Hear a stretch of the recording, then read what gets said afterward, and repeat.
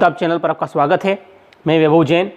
आज हम business study class 12 के नए चैप्टर के साथ शुरुआत करने जा रहे हैं। चैप्टर है प्रिंसिपल ऑफ मैनेजमेंट।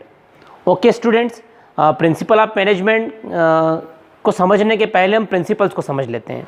प्रिंसिपल का मतलब होता है सिद्धांत, किसी कार्य को करने के लिए एक डायरेक्शन मिलना, यानी कि दिशा निर्देश। कोई भी काम जब हम करते हैं किसी भी तरह के, चाहे वो सामाजिक हो, राजनीतिक हो या व्यावसायिक हो, हर कार्य को करने के अपने को सिद्धांत होते हैं। उन सिद्धांतों के आधार पर उस कार्य को पूरा किया जाता है। अब यहीं पर ये बात आ रही है कि हम प्रिंसिपल ऑफ मैनेजमेंट को पढ़ रहे हैं। तो स्टूडेंट्स में एक डिफिनेशन आप जैसा कि यहाँ देख रहे हैं लिखा हुआ है, पीके घोष का एक डिफिनेशन है। बहुत अच्छे ढंग से उन्होंने डिस्क्राइब किया है, लिमिटेड वर्ड्स में उन्होंने लिखा है, management principle are statement of fundamental truth. एक सत्य है विच प्रोवाइड अ गाइडलाइन, जो कि हमें क्या प्रोवाइड करेगा, एक guideline provide for a manager decision. Manager को डिसीजन लेने पर, फॉर मेकिंग एक्शन, किसी भी तरह के कार्य को करने के लिए, मैनेजर व्यावसायिक कार्य को करने के लिए मैनेजमेंट के लिए एक दिशा निर्देश देना, ताकि वो उस कार्य को बेहतर तरीके से पूरा कर सके और अपने काम को सुव्यवस्थित ढंग से उसे पूर्ण कर सके।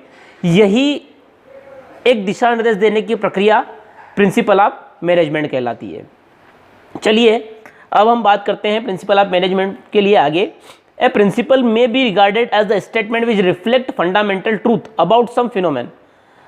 Those guideline, rules and concept which are used for analytical study of management problem in enterprises are called principle of management।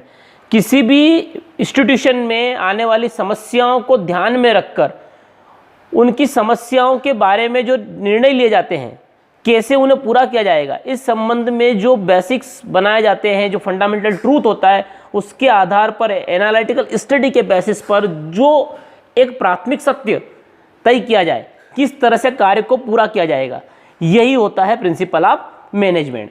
इसीलिए जॉर्ज टेरी ने लिखा भी है, a principle can be defined as a fundamental statement. Principle एक fundamental statement तय करता है। Okay, अब truth providing guide for thought और एक्शन, जो सोचने की और क्रियाओं को करने के एक विचार को दिशा निर्देश दे, क्या कार्य हमें करना है, एक्शन कैसे लिया जाएगा, काम कैसे पूरा किया जाएगा, उसके संबंध में जो एक प्रॉपर डिसीजन मेकिंग के लिए दिशा निर्देश मिलते हैं, वही कहलाता है प्रिंसिपल ऑफ मैनेजमेंट। चलिए प्रिंसिपल ऑफ मैनेजमेंट के बाद हम बात करेंगे differences between principle management principle differ from values. Okay, value मानक, सामाजिक मूल्य, मूल्यों के आधार क्या है। The practical aspect of management values are also taken into consideration because the fact that business has to meet social and the ethical responsibility। yes, हमारी ethical नैतिक जिम्मेदारी भी होती है और सामाजिक जिम्मेदारी भी होती है टूवर्ड्स द सोसाइटी, समाज को लेकर। The following difference between management principle and values, meaning management principle are guideline for taking decision. Management principle हमें गाइडलाइन प्रोवाइड करते, दिशा निर्देश देते हैं कि हमें किस तरह से निर्णय लेना है। Values refer to general rules. Value क्या है, वैल्यू जनरल रूल्स हैं जो हमारे behaviour of person in society, जो समाज में रहने के हमारे मूल्यों को तय करते हैं। ओके,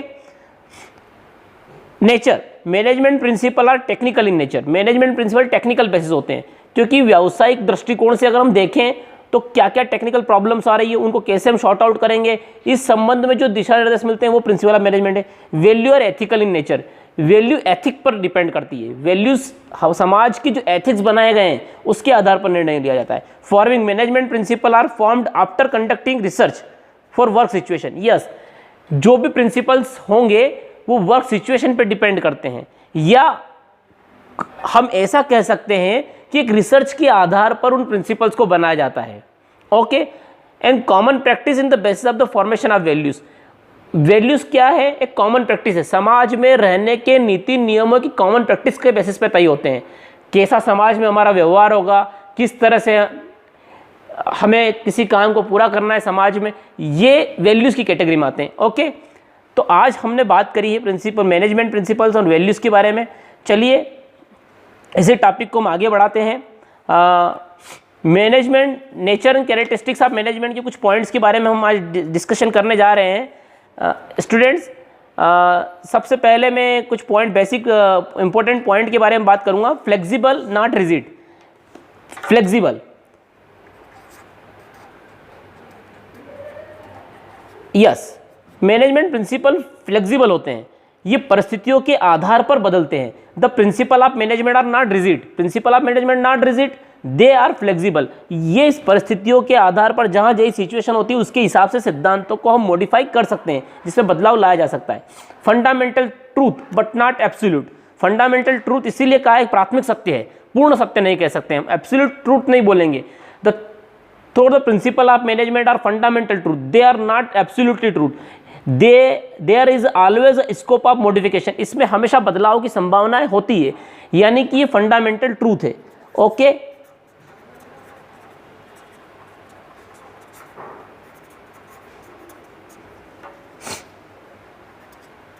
बट नॉट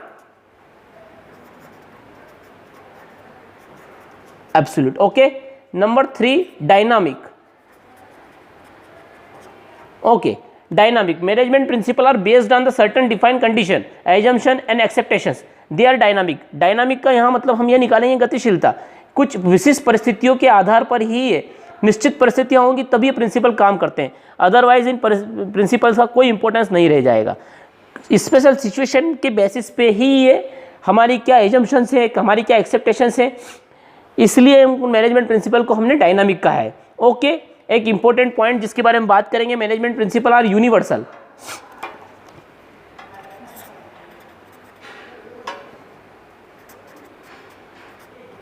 यूनिवर्सल हर जगह अप्लाई होता है।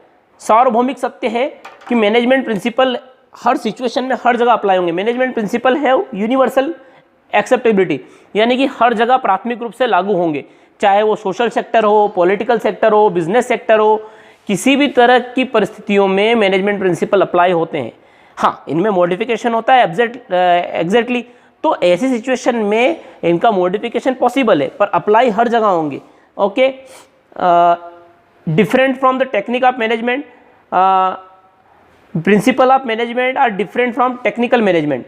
Technical management in that this principle guide techniques are method of working. In the example of budgeting management by the objective evaluation program review technique are used in getting desired result, whereas the guiding is short from the principle.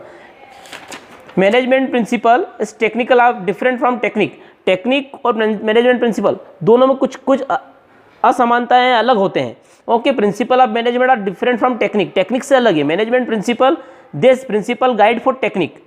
Principal किसको guide करेंगे? Technique को। Okay, तो principle of management और technique दोनों अपने आप में अलग अलग है। ओके, 4th पॉइंट के बाद आता है 5th नंबर पॉइंट, हम लिखेंगे डिफरेंट फ्रॉम